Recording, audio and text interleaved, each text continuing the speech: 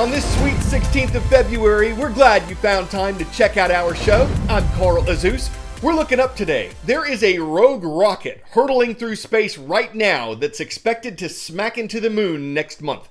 But where did it come from? That is a question that's been hanging in the air, get it, for years. At first, an independent researcher who studies orbital dynamics thought the object came from a SpaceX rocket that was launched in 2015. Other space experts and NASA agreed with him. But over the past few days, scientists said they came to the conclusion that the object isn't part of the SpaceX rocket because it's too far away from where another part of that vehicle flew. So again, whose rocket is it?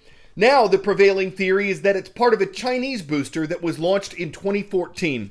The rocket is expected to crash into the far side of the moon on March 4th. Researchers don't expect people to be able to see this from Earth. The rocket stage is expected to be completely destroyed and to make a crater anywhere from 30 to 65 feet wide.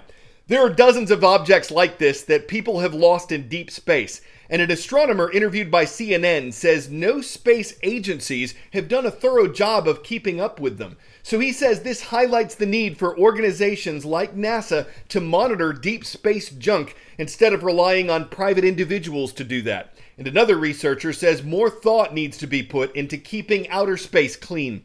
That could start with more reusable spacecraft, and the spaceflight company SpaceX is trying to get its reusable Starship rocket off the ground. It can't test it in orbit for the first time until it gets the green light from the US government, and that can't happen until the Federal Aviation Administration completes its environmental review of the SpaceX facility in South Texas.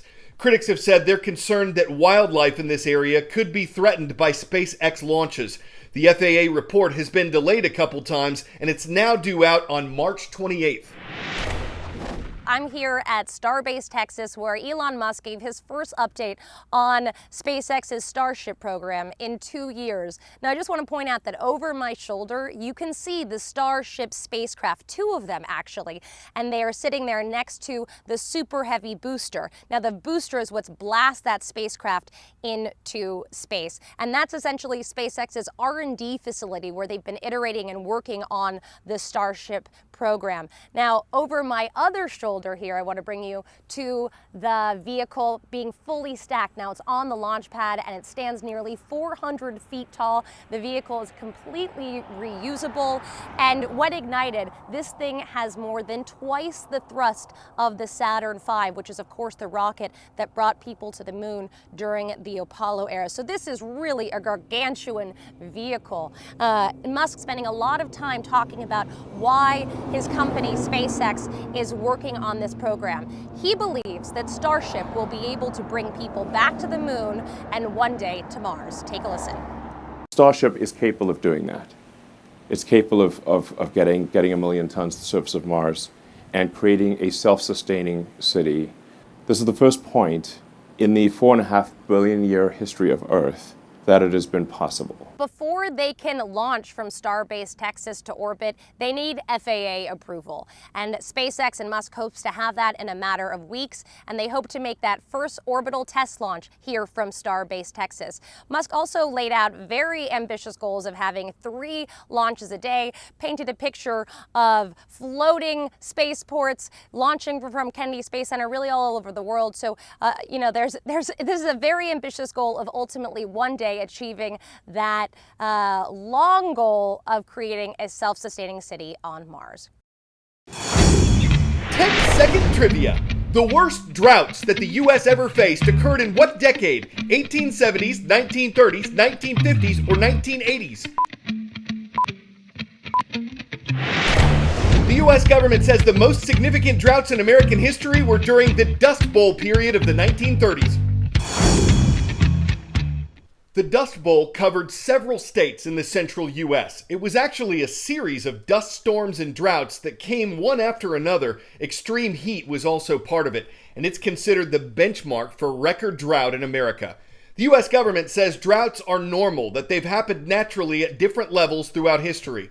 But a new study suggests that between the year 2000 and 2021, a drought in the American West could be that region's worst in 1,200 years. The city of Los Angeles, California is exploring new ways to recycle water. It's not the only part of the world that's bone dry. On the border of Spain and Portugal, a village swallowed by the Ziziri River in 1992 to make way for a reservoir has now emerged as a ghost. Visitors walking on the muddy ground cracked by drought found partially collapsed roofs, bricks, and wooden debris that once made up doors or beams. Over the years, onlookers were able to see the roofs peeking out of the water during drought season, but the extreme drought this year has revealed the village in its entirety.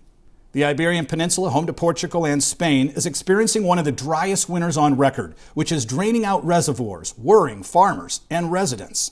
Official records show Spain received only a quarter of the precipitation it normally gets in January, and water reserves are now at less than half of their capacity. If in these months, when it should be raining the most, it is not raining, then the reserves don't refill. Also, their capacity, their water quantity, will continue to drop, and that can be quite worrying for the future. In neighboring Portugal, drone footage shows boats docked along dry banks as river waters recede. Earlier this month, Portugal ordered 5 of its hydropower dams to halt water use for electricity production to save enough for people's daily use. Antonio Estevao is one of the farmers who is struggling to feed his livestock. Many are worried their crops for the season will be ruined.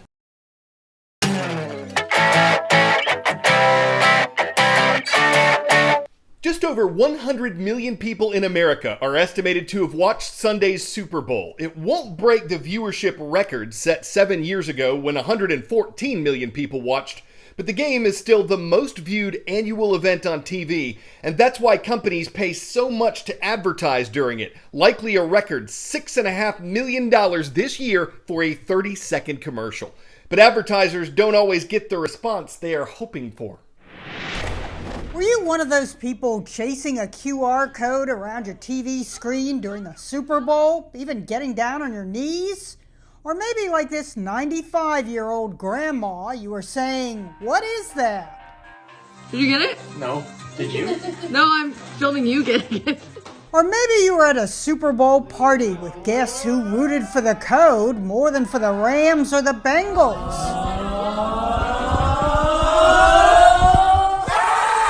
It zipped around the screen for 60 seconds. A nod to the old bouncing DVD screensaver that became a meme, even ending up on The Office. There's this cube on the screen, and it bounces around all day, and sometimes it looks like it's heading right into the corner of the screen, and then at the last minute it hits a wall and bounces away. Well, where's Waldo? But this QR code commercial was for the cryptocurrency trading company Coinbase. And if your phone captured the code, you were supposed to get an offer for $15 in free Bitcoin for signing up. But a lot of folks got this instead. We're having connection issues. Others got planned maintenance in progress. What Coinbase apparently didn't plan for was this. We saw over 20 million plus hits on our landing page in 1 minute. This volume led to us temporarily throttling our systems. For some, someone else complimented the big brain of the guy who came up with that ad. But a critic tweeted the company should have saved the $7 million ad cost and spent it on your servers. Actually, 60 seconds probably cost at least $13 million. But who's counting when fans are cheering a QR code like it's a QB scoring a touchdown? Ginimos, CNN, New York. Some might have seen that and thought, QR not getting me to click. I've scanned ads before, this one seems a little cryptic. And even if it's code for a bit of coin, I get plenty of screen time without taking game time to screen the screen, then use a screen to screen, then scan the screen in time. Then again, some could just hit pause. I'm Carl Azus for CNN 10. Today's shout out takes us to the heights of Cleveland, where we are shouting out Cleveland Heights High School. Thank you for watching from Ohio and for your request on our YouTube channel.